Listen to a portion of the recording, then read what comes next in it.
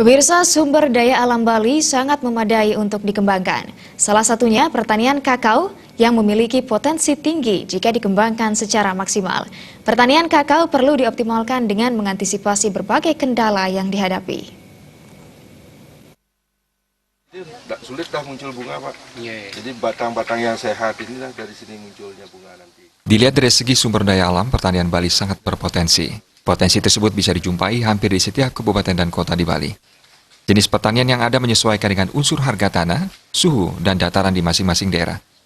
Khusus pertanian kakao menyesuaikan dengan dataran dan iklim wilayah setempat. Kakao telah dikembangkan oleh petani Bali sudah sejak lama. Penyuluh utama BPTP Bali, Alit Artawiguna menyatakan, salah satu kabupaten yang telah mengembangkan kakao secara optimal, yakni Jemberana serta Tabanan. Di tengah antusiasme masyarakat dalam mengembangkan pertanian kakao, ternyata ada beberapa kendala yang dialami, seperti buah busuk karena cara pemeliharaan yang belum maksimal. Solusi memberikan pemahaman yang memadai kepada para petani adalah suatu upaya mengatasi kendala tersebut. Kalau kita bicara tentang pertanian, potensi pertanian di Bali, saya kira umum sudah tahu bahwa kita di Bali ini tidak bisa lepas dari pertanian. Karena pertanian itu merupakan salah satu budaya kita. Kita punya budaya agraris pertanian. Nah, bicara tentang coklat atau kakao, gitu ya.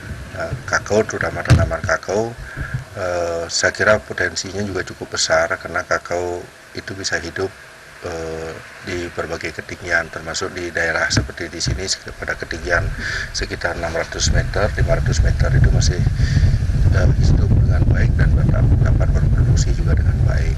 Dan itu kakao bisa dari daerah pantai sampai ke ketinggian itu bisa hidup dan berfungsi dengan baik. Dan kita memiliki wilayah yang cukup besar di daerah Bali.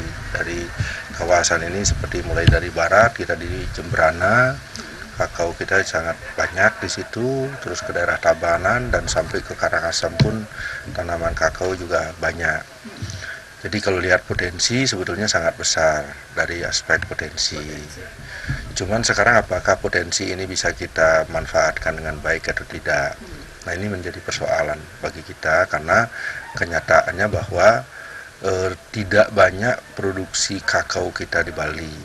Ya, artinya apa sebab khususnya belakangan ini karena tanaman kakao yang ada saat ini tidak bisa berproduksi dengan baik. Satu, mungkin dia sudah cukup tua, peremajaannya agak kurang. Yang kedua, dari aspek pemeliharaan yang dilakukan oleh petani juga kurang optimal. Jika pertanian kakao mampu dikembangkan secara maksimal, maka akan meningkatkan kesejahteraan kepada petani Bali. Desa Karya